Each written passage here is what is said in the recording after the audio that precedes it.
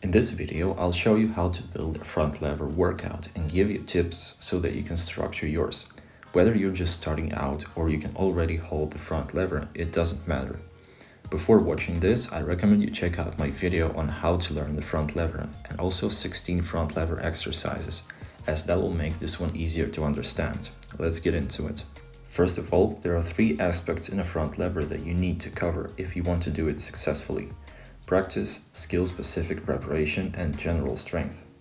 If you're an average human being and you're consistently working on all 3, you are guaranteed to learn the front lever no matter how bad your genetics are. Let's dive into each one of them, starting with practice.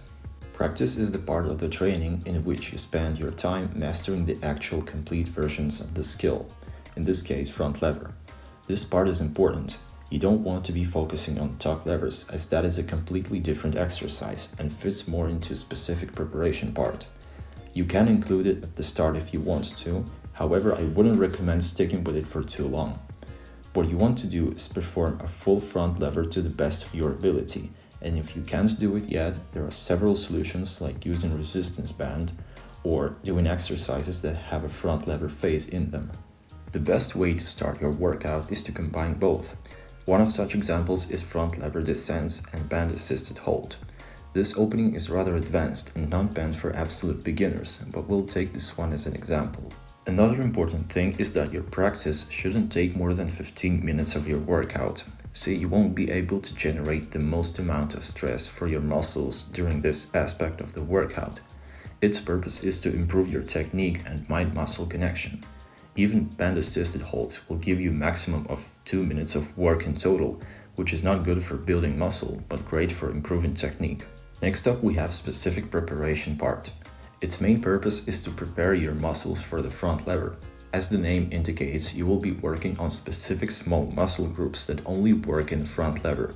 I have a video titled 16 front lever exercises, and almost all of them can be used in this category. Depending on your current level, you need to choose which exercises you will incorporate in your workout. If you are advanced, I would recommend front lever raises and descents, L-sit raise to front lever pull-ups, front lever holds. If you're a beginner or more advanced, you can do band-assisted L-sit raise, straight arm pull-downs, inverted deadlifts and descents, and L-sit rows. For our example, let's choose front lever raises and band-assisted L-sit raises. This part doesn't need to be long as well, especially if you're a beginner. 2 well-chosen exercises will be more than enough for you. And that brings us to the third and the most important aspect in my opinion: general strength.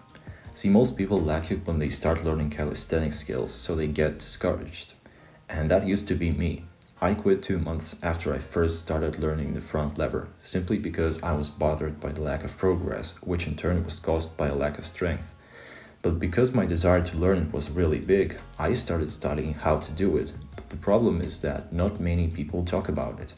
Why? Because building strength is not an easy solution that everybody wants. And here's another thing.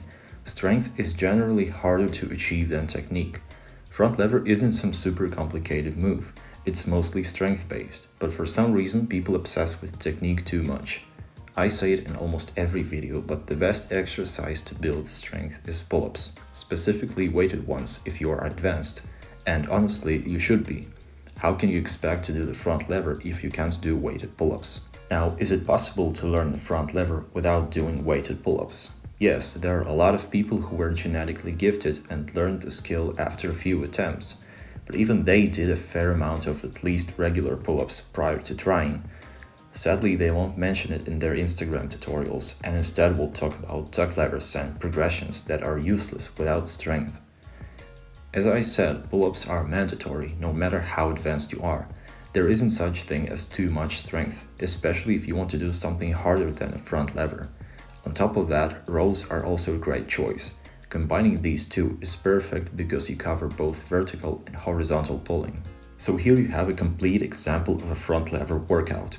Remember that it's just a variation and that everyone is different. If you want to get a detailed and personalized front lever workout, you can DM me on Instagram, the link is below. It's really a win for you because I'm compressing 3 years of experience and studying so that you can achieve the same in 3 months, if you want that of course. That's all for this video, I'll see you in the next one.